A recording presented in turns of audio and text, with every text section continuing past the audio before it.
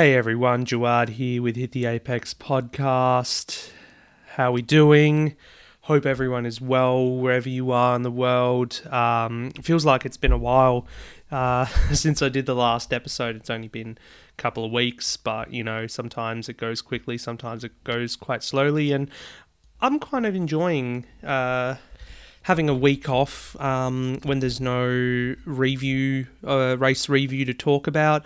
Of course, this time you'll get to back-to-back because we've got the Monaco Grand Prix on this weekend, so I will do the Monaco review next week. But it's Spain. It's the Spanish Grand Prix, Barcelona, and a day of pain in Spain. You could, keep coming up with that one all the time if someone has a horrible day in Spain. But it was a day of pain for Ferrari, and we had the Red Bulls run rampant, running of the Bulls with a 1-2 finish and taking the championship lead as well for the first time this season. And who would have thought that after Australia, when Max Verstappen had his second retirement of the season. And looking back at, when you get those reminders on Facebook about, posts from 12 months ago on this day, or, 2 years ago, but during the week, I think it might have been on Monday or Tuesday, it came up with it on this day in 2021, Max Verstappen took the championship lead for the first time in his career. I didn't post that. I think it might have been a friend, somebody. I saw it on my timeline and was like, well, that's serendipitous, isn't it? To 12 months later for the same thing to happen after this point in the season. I think last year it was after the Monaco Grand Prix, Verstappen took the lead of the championship. So he leads, Red Bull in front as well. What happened to Ferrari? Well, first mechanical DNF for Charles Leclerc this season. He conked out on lap 27 with a power unit failure, and it was all looking pretty good for him. The question marks the whole weekend were about whether Ferrari had the race pace to sustain a fight against Red Bull. That wasn't the case the previous weekend in Miami, but this time they looked good. Max had some DRS problems in qualifying, so potentially costing him pole position, while Leclerc was able to get that. And Ferrari bringing upgrades, as many of the teams did, except for Haas, which we'll get to a bit later as well. Great start for Leclerc, Max getting in behind him to lead in the early phase of the race. Had a bit of a problem, did Max, in the opening stint where a gust of wind hit him and spun him at turn 4, so he lost a bit of time there. Same issue caught out teammate Carlos Sainz as well in the other Ferrari. But it was Max who was worse off because he still had those DRS issues plaguing him, where he would activate DRS but the flap won't open, or if he opened it, it just immediately shut. Something to do with the rear wing assembly that they brought on the new upgrades or whatever, just to save weight in that particular area. But it really held him up when he was stuck behind not only his teammate Sergio Perez, but George Russell as well, who was a real thorn in the side, and we'll talk a little bit about George as well separately in a bit. Checo getting a bit testy with Red Bull because he was being kept behind Max, who had the problems with the DRS. Checo, had a car with no issues going on whatsoever, had some good pace. And really, this is the first we've seen since Checo moved to Red Bull, him getting up in anger or whatever at the team. Everyone can argue till the end of time, basically, that he was pretty much brought into the team as the number 2 to Max. Christian Horner made the argument after the race that it was all about maximising the result on the day, and regardless of what position they finished in, and especially if Max is in the championship fight, they're going to favour him too. So I'm sure Checo's day will come where he will win a race in Red Bull, probably a day when Max has a DNF or is running well outside the points and can't get a point or whatever. So, but, I'm sure that's that's been discussed and dealt with as they were hoping to do it post race. Checo was like, "Oh, we'll speak after the race in regards to this." So I'm sure they would have had some words or whatever. And look, I understand his point as well, where he's like, "I'm in a car capable of winning races and championships.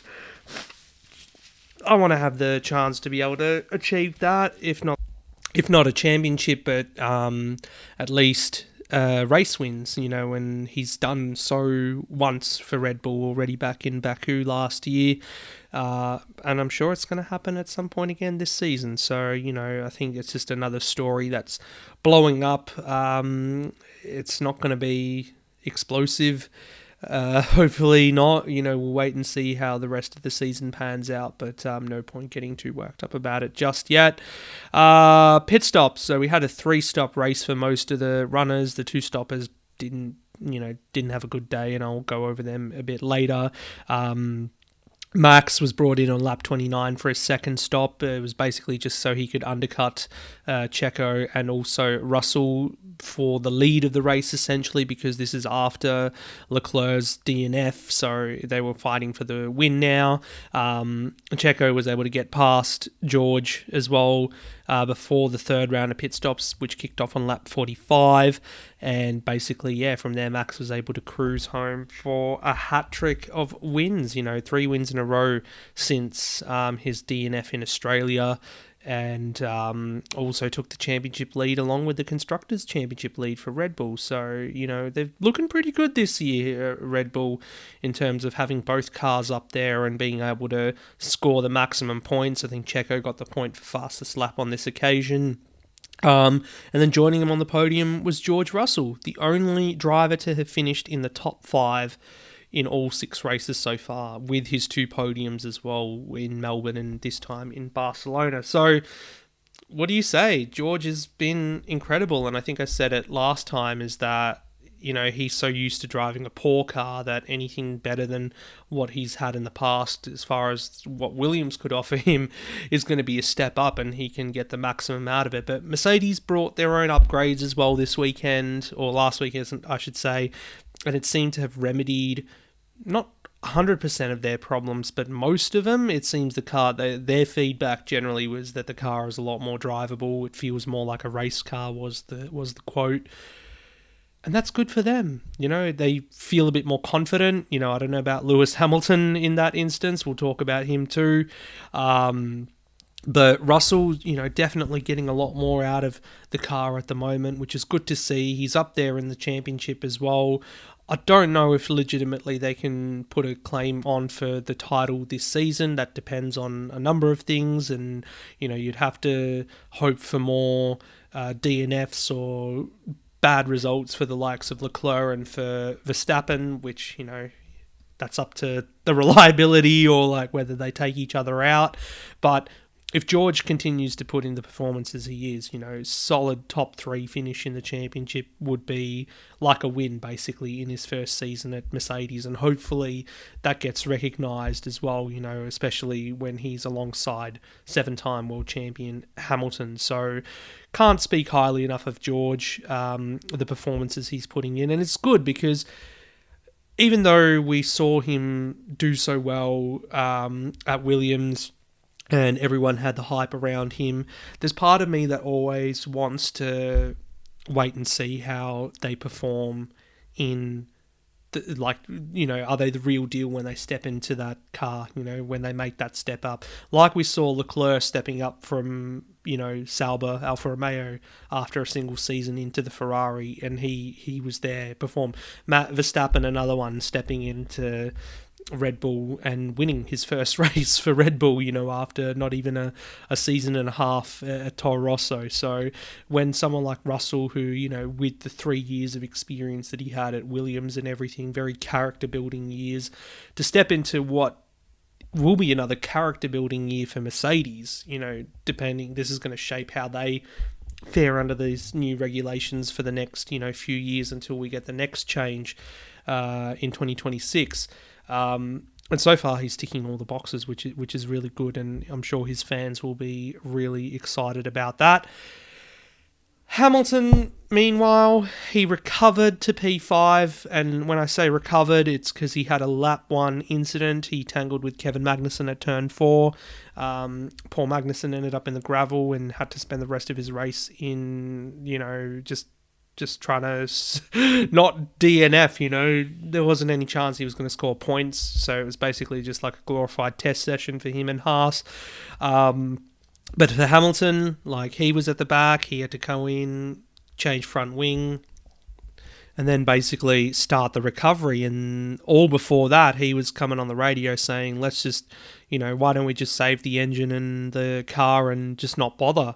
And his engineer's like, well, no, we project you'll finish in the points and get some good points here. P8, I think at the time, Bono was saying, and ended up finishing 5th. So goes to show you, just a little bit of self-belief goes a long way to pull out a result. And, that's not saying that, he's run out of talent or just, he's beyond it or whatever. I think that's absolutely ludicrous to say that. But I think Hamilton has, he has this thing where, and this is speaking from a human perspective, I'm guilty of it too, is you can just fall into a trap of self-doubt and, you're like, I just forget about it, give up, try again next time, rather than, right, well, we could possibly pull this off, it might not be what we want, but it's still something, to take away from it. And it's kind of good to see in a way. I know a lot of people blow up and start abusing him and giving him grief, saying, oh, you're such a 7-time world champion, but it just shows the human side. And I find that kind of refreshing that, even 7-time world champions can have days like that where they just feel like giving up. But, a bit of positive reinforcement, a bit of encouragement from Bono, who's, of course, been through quite a lot with Lewis at Mercedes for the last 8 years, just knows how to press the right buttons and get him back up there. So good on them to recover to P5. Unfortunately, there was some cooling problems that they had at the end of the day with such blistering conditions. It was 37 degrees air temperature at one point there at the track, and the upgraded car could not cope, so they had to surrender. He was running P4. He had such great pace when he did make it back into the top 10 and he sighed through most of the field, but he had to surrender P4 to Carlos Sainz. So still top 5 result for Hamilton is great, especially after, just not being at one with that car for the opening few races.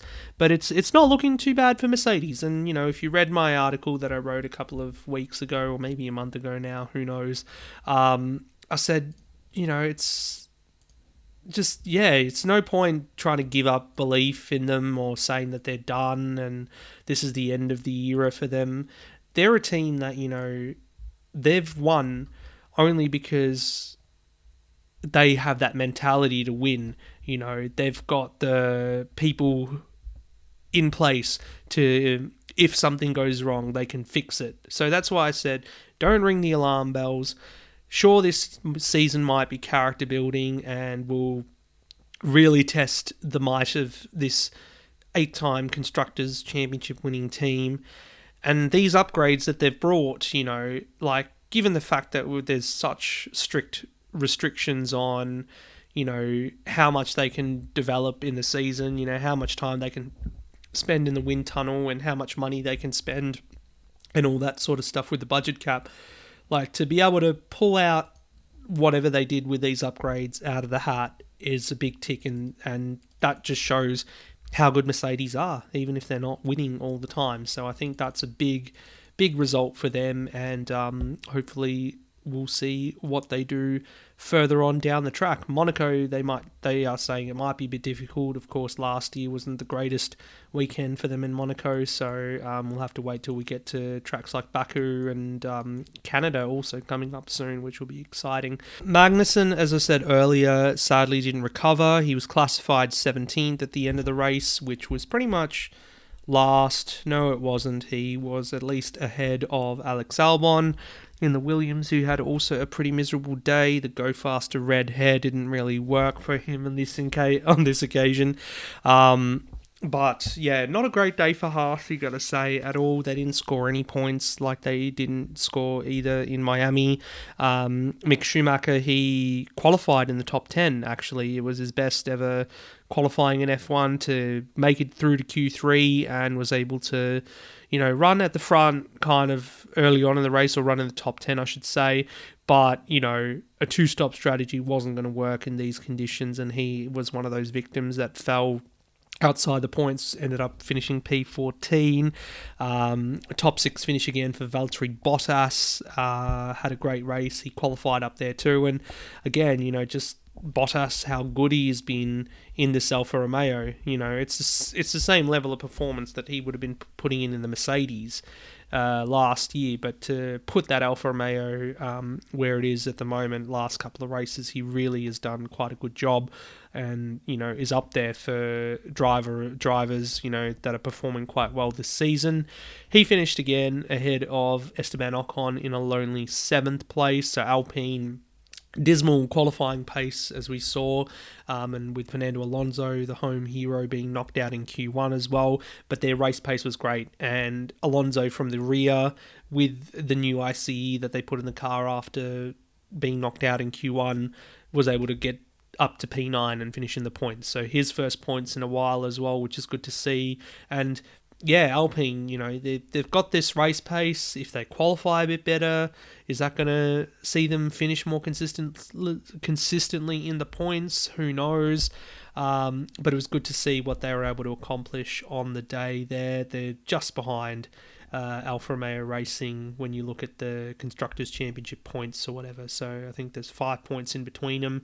And 11 points behind McLaren as well. And McLaren, one side of the garage would be pretty happy, even though they would have felt miserable with their illness. Talking about Lando Norris, of course, who had a heroic P8 finish, starting outside the points. His last lap in Q2 was deleted for a track limits violation at turn 12, I believe it was.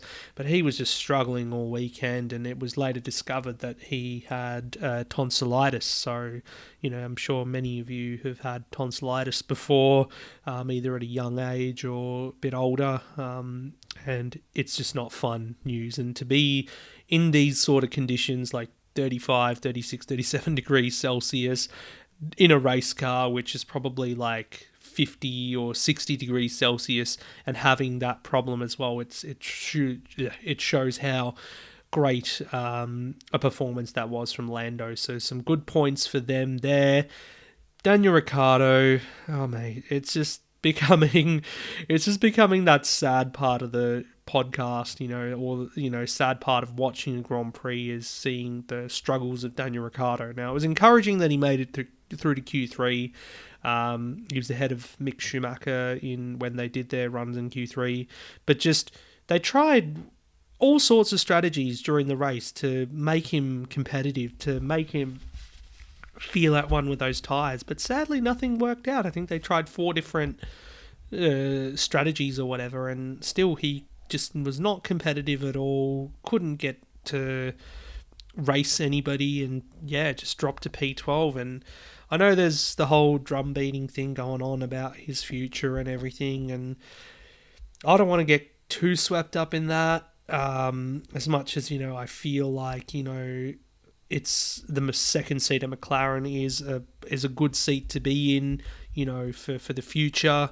I just want to see this partnership work, after all the trials and tribulations, all the things that, with the split with Renault as well, to then take the chance on McLaren.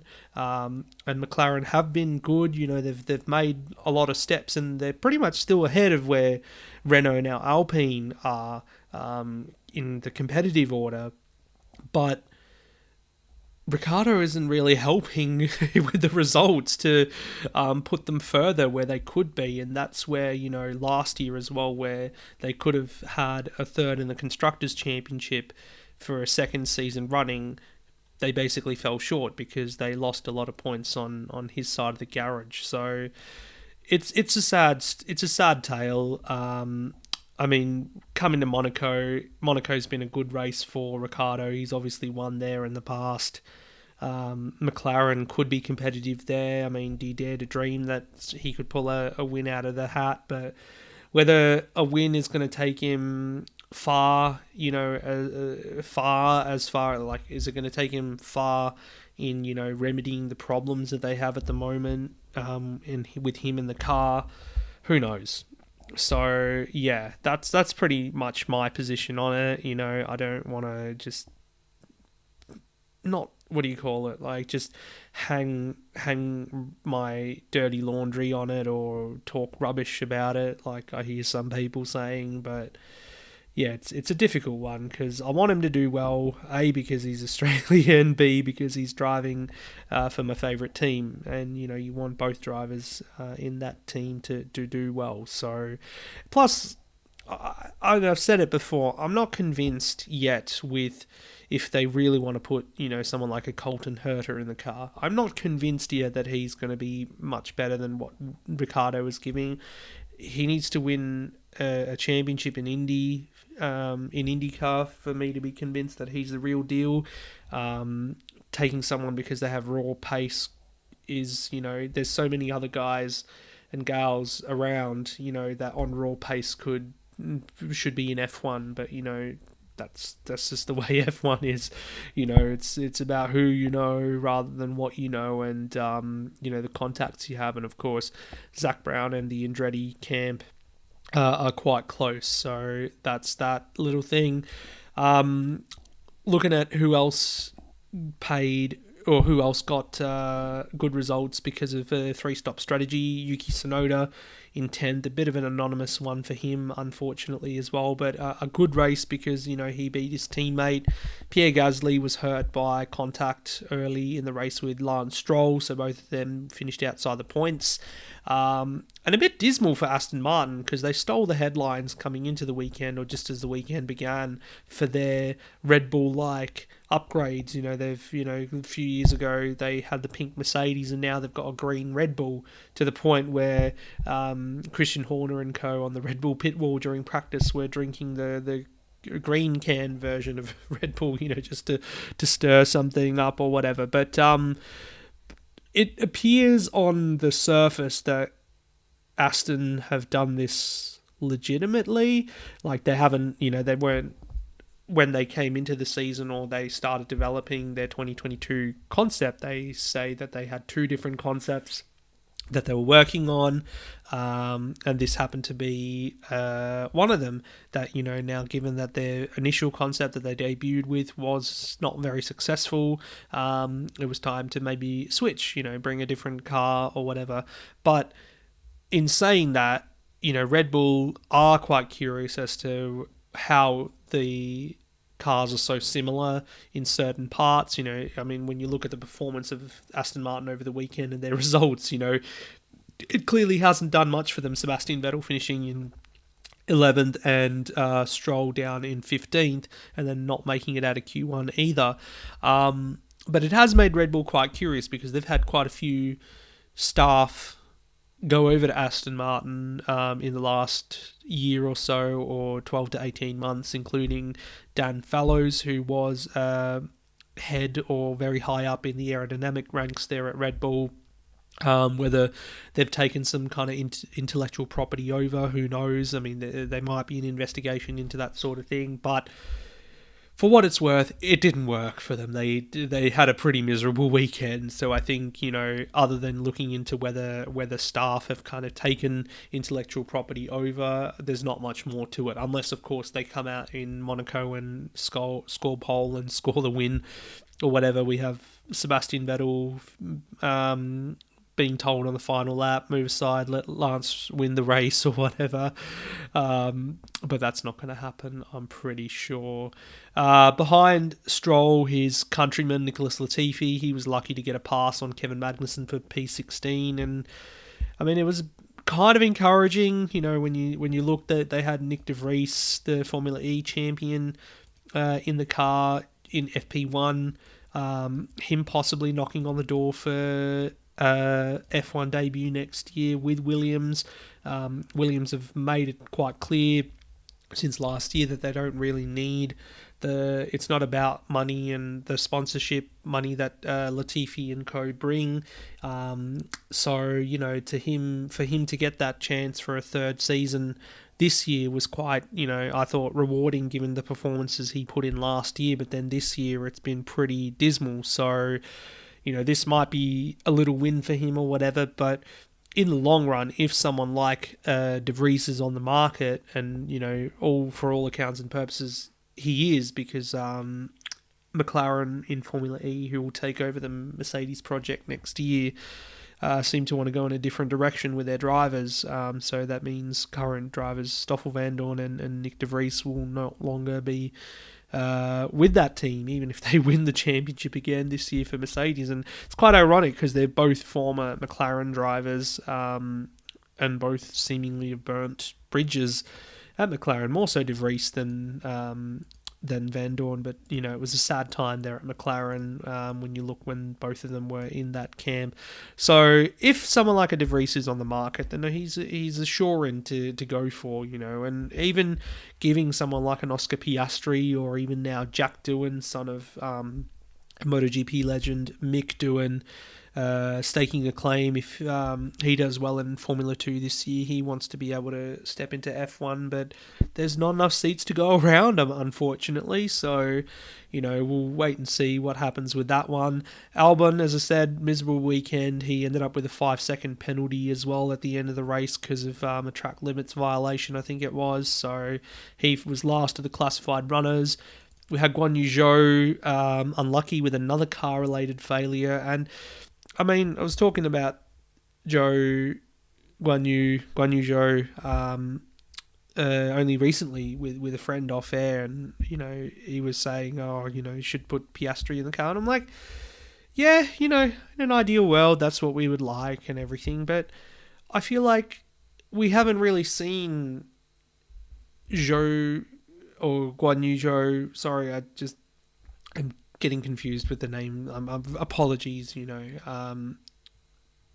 We haven't seen them be able to show their performance because their car just doesn't make it to the end of the race. You know, Bottas is having such a good run with his reliability, but it's their car, Zhou Guan Yu's car, that just has such a bad run. So, you know, he's had no points since the 10th that they scored in Bahrain for the season opener. Last two races have been DNFs. Monaco, just about survival, see if they can make it to the end. So, yeah, I don't want to be too hard. Like, I hate being harsh, you know, on drivers. You know, I know, or I don't know, you know, what they go through and all that sort of thing. Like, I'll be harsh to certain drivers. You know, you can call me Hippocratic or whatever, but it's just, you know, it's no point, you know, when there's no basis to be harsh, and they've not really given me anything to talk about right now apart from the reliability of their car. So anyway, that kind of wraps up Barcelona. As I said, championship tables have changed with Red Bull and Ferrari. With Red Bull on top of Ferrari and Max Verstappen on top of Charles Leclerc. Sergio Perez in third, George Russell only 11 points behind him in fourth, and 9 points behind is Carlos Sainz, who again just what's gonna give for Sainz? Like, at least fourth for him this weekend was his best ever finish in Spain, so we'll give him that much. But we're gonna have to see him back on the podium soon, and especially for Ferrari as well, because they don't want to fall into that trap where they the second half of their season or the second half of their title challenges falls apart. And then especially with Mercedes looking a bit more confident with their upgrades, and they've got a bit more pace under the bit more pace in their pocket now, it's going to be an interesting one to see if they can take a few points away from Ferrari, particularly when they're having their bad days. So that wraps up Barcelona. Next up, Monaco, of course. Leclerc, home favourite. he needs a bit of luck reversal. Like, he's had a torrid time at Monaco, and to make it even worse, he did the Monaco historic race a couple of weeks ago, and he crashed Niki Lauda's 1974, 1975 Ferrari, I think it was, and he crashed that, so that's the kind of luck he has at home. Not good, but anyway, we'll move on from that. We'll see how he goes this weekend, but it would be quite,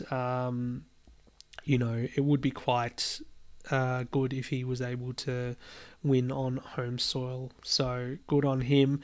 Other news, I think there was a bit of chat around the weekend about Formula One looking to be a bit more clever with its calendar in 2023 in terms of geographically blocking races together. So, have a European leg, have an Asian, Australian leg, have the North American, South American races together, yada yada.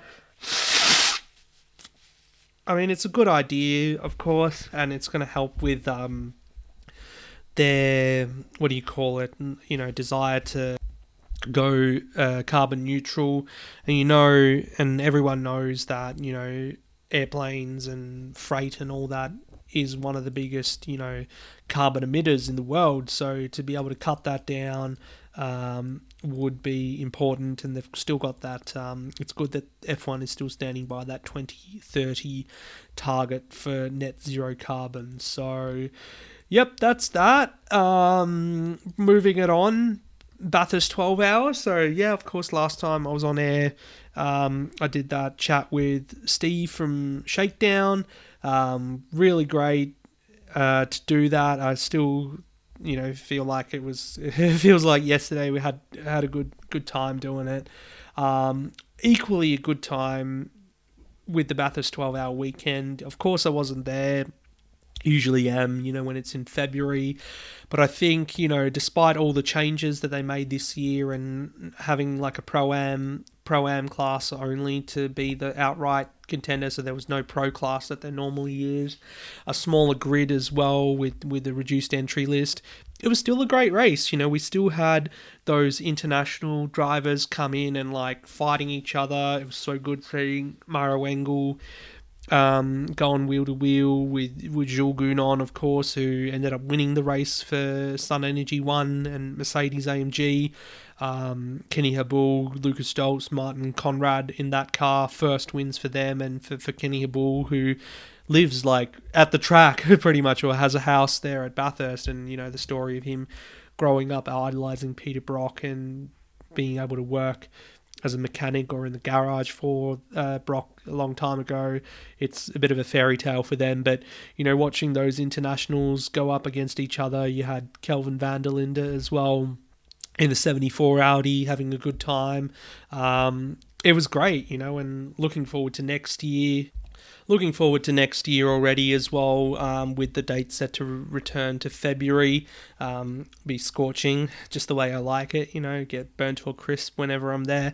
But as far as the results are concerned, so we had the 75 Mercedes win the race, and Mercedes sweeping the podium because we had the Craft Bamboo 91 car with Mauro Engel and Kevin C. and Danny Juncadella finishing in second, and then the 888 car with the gorgeous Mamba livery on it, Shane Van Gisbergen, Brock Feeney, and Prince Jeffrey Ibrahim as well, finishing third. Rotten weekend for Audi, unfortunately. So my favourite, the 65 car with Fraser Ross, Chaz Mostert, and Liam Talbot, they qualified on pole position, but then ended up having reliability problems through the race. And then there was a 2-minute penalty which killed the chances for the 74 car. 2-minute penalty because the AM driver, Brad Schumacher, who had such a great weekend as well, first time racing with the pros as well at the front of the field. Usually he is in the invitational class. I've seen him raced the KTM crossbows or whatever, the small GT4 cars. So for him to step up to the Audi GT3 this weekend, that weekend, and he did such a great job in the AM stint. Unfortunately, his time went a bit over, and Van der Linde, who was in a very strong position at that point of the race, basically had his hopes dashed with that. So not great for those guys, but what a race, and looking forward to next time. Moving it on to Supercars now, finishing it off as well. We had the Winton SuperSprint over the weekend, and I didn't do a proper wrap up of Perth or whatever, but it kind of was a bit of a status quo weekend, as was this in many respects. We had Shane van Gisbergen winning in race 14, having an aggressive undercut on Cameron Waters to win this one. But the highlight was Cameron Waters, in fact, winning his first race of the season, Tickford's first race of the season, and winning the round as well. First time he's won a solo round of Supercars, wins in race 13 and 15. Both of them saw last lap battles with Van Gisbergen, and he was able to prevail, getting the elbows out and finally making one stick on the champ. But you have to argue that, for Tickford and for Waters, they kind of needed a good weekend at Winton, especially given the fact that Winton is their testing ground. I'm surprised we didn't see more of the Victorian teams feature prominently, except for Grove Racing as well, who, for me, as a team effort, they were the best of the Victorian teams that test at Winton regularly to perform. We saw top 6 races, top 6 finishes for both David Reynolds and Lee Holdsworth in all 3 races across the weekend. A pair of podiums as well for Reynolds, and looking pretty handy in the points as well. And, this is kind of he's been kind of a sleeper when it comes to the way he's performed, and it's great to see that, for Grove to talk about their change in mindset that they've had, since the Grove family completed the takeover from the Kellys, and, they're being not ruthless, I guess, but just, they're a lot more focused with this, and, bringing in someone like David Couchy as well as team principal, who's worked for a juggernaut like Triple Eight for many years, understands that mentality, and it's good to see where they're at with this at the moment. Reynolds sitting 52 points adrift of Will Davison in the championship. Wouldn't be surprised if they continue with this consistency, that they move a bit further up, and next round in Darwin has been a pretty good place for Kelly Racing in the past, and Grove now essentially. So, and Reynolds has done quite well too. So, just putting it out there, maybe we might see Reynolds take his first win for the team next time out in Darwin. As far as the team's standings are concerned, so with where Grove are, they're P5 at the moment in the team standings. P4. Oh, well, that's kind of silly. They've obviously updated standings, and I based, my sheets on that's quite embarrassing. Anyway, so what I was gonna say is that they were kind of, in this gaggle with Walkinshaw and Andretti United and Erebus Motorsport over 4th, but they've comfortably gotten themselves ahead, which is good, and they're not too far behind Tickford now, which is going to be interesting too. So obviously you got 150 points between Shell V-Power Racing and Red Bull at the top there, with Red Bull in the lead, and between Tickford and Penrite Racing, Grove Racing is only 89 points. So, if they have a good weekend up in Darwin, up in 3rd in the championship will be pretty good for those guys. So, you consider that. You consider not so good weekends for the likes of Walkinshaw again. Even though Chaz Mostert had improved performance, it's more so his teammate Nick Percat having some struggles. After not being able to qualify outside in the top 20 in Perth, to come to Winton and also have similar struggles with his races and stuff as well was not really good. And DJR as well, spending a weekend in the wilderness too, so not great for them. But Darwin is a bit more of a happy hunting ground for them in the past, so you would hope that they are able to bounce back up there and confirm some good news during the week as well with sponsorships and stuff, so they've been able to retain their title partner in Shell, so that's good to hear that. So as far as the driver standings are concerned, at the top, do you really want to know? It's kind of, the obvious choice there. It is still Shane Van Gisbergen, 281 points clear of Anton De Pasquale, and Cameron Waters kind of jumping up there into third, but he's 333 points adrift. So I don't see anyone jumping up there unless something something miraculous were to happen in this championship, which I don't think is going to happen. It should be one for Van Gisbergen to take. So another year to contemplate what's going to happen in 2023 for the other drivers, because, they really have to get their act together if they want to topple SVG. SVG's not going over to IndyCar, so you can't rely on him to leave like Scott McLaughlin to be able to have someone else win it.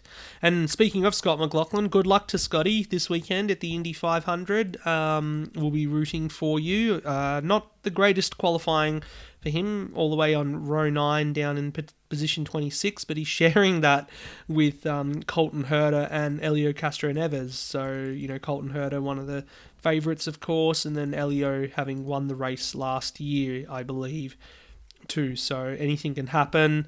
When you look through the grid, some big names, you've got Alexander Rossi down there in 20th, Callum Ilott in 19th, Simon Pagenaud, of course, another winner there, down in 16th, Joseph Newgarden, Scotty's teammate, and Will Power, they're both 14th and 11th respectively. Jimmy Johnson getting into the top 12 in what's his first, I think, Indy 500. Roman Grosjean 9th in his first Indy 500. Really good to see. Grosjean doing well. Really love that DHL livery as well with the Pride colours all over it. The two Arrow McLaren SPs, Pato O'Ward, Felix Rosenquist, sharing row 3 with Grosjean, so high hopes for those guys as well. Want to see them do well. There's always going to be someone likeable who wins the Indy 500, unless it's Santino Ferrucci, of course, but we won't go there. And 5-time pole sitter Scott Dixon, my goodness, if you watched his qualifying run, whoa, that was just something else. So, Scott Dixon really pulling it out of the bag there, and just, so much quicker than everyone else. So we'll see how this one goes. It's obviously a bit difficult for me to watch the Indy 500 live. I haven't subscribed to Stan Sport as I should do for the likes of Formula E and WEC and all that sort of stuff, but I might just have to watch the highlights on YouTube for this one, as I do every year, because it is on rather late for me, 2 o'clock on a Monday morning, and then having to get up for work as well. It's not one that I've pulled myself around to watching live for quite some time now. So that's about it. Enjoy Monaco Grand Prix this weekend. Enjoy the Indy 500, whoever is going to watch that. And other than that, that's about it. And I'll be back to wrap it all up for you next week. So thank you very much for listening.